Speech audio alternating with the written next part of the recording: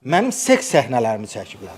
Mən bunu dilə gətirmək üçün 2 ay cəsarət toplamışdım. İlham Əliyev mənə cavab verməlidir ki, niyə mənim o dəmir burnunu mənim yatağıma salıb? Martın 3-ü 2019-cu ildə mən çıxdım. Mən öz evimə gələndə sən demə mənim otağıma xüsusi xidmət orqanları kamera qoyublar. Və 2019-cu ildən mən deməli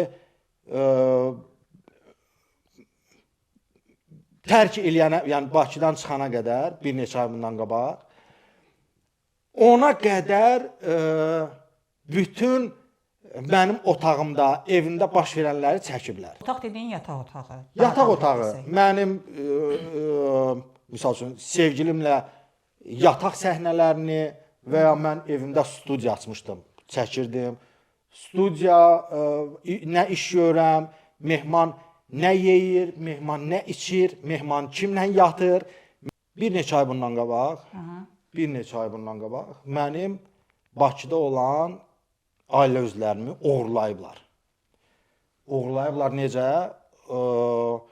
Yəni gecə ikən başlarına torba keçiriblər və onları aparıblar hansısa qaranlıq otağa. Gətiriblər, qoyublar evdəki ailəmin qabağına və deyiblər ki, siz Mehman Hüseynovla danışmalısınız, bütün sosial şəbəkələrdən uzaqlaşmalıdır, sağollaşmalıdır, jurnalistika fəaliyyətinə və digər fəaliyyətlərinə son qoyulmalıdır.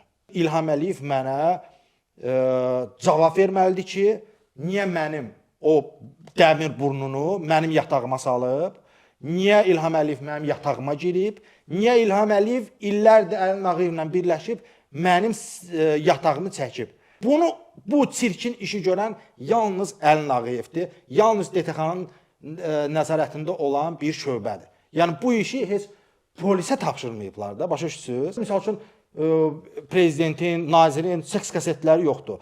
Amma mənim əlimdə o var ki, Bala İlham Əliyevin oğlu Balaca Heydər o 2018-ci ildən 19-cu dövrə güya əsgərlikdə olan vaxtı hansı Şengen ölkəsinin dəniz qırağında dincəlirdi. Bax, məndə o görüntülər var. İlham Əliyev 10 milyonluq xalqa yalan danışıb ki, mənim oğlum əsgərlikdədir. Onun oğlu Bala Heydər Əliyev bir gün belə əsgərlikdə olmayıb. Onun çəkilişlərini qardaşım Emin Hüseynov onu izləyib, böyük komanda ilə izləyib, dronla çəkiblər və bunu yəqin bu yaxınlarda mən bir belə araşdırma eləyib ortaya qoyacağam. Bax, bunu qoya bilərəm. Çünki müzəffər lider xalqımızı aldadıb və bu yalan bağışlanılmır. Amma insanları belə şəxsi yatağına girib onu şantaj etmək, Mehman Hüseynov bu keçərli deyil. Kimin üçünsə keçərlidir, kimsə hansısa aktivist susa bilər, qorxa bilər. Mən qorxmuram.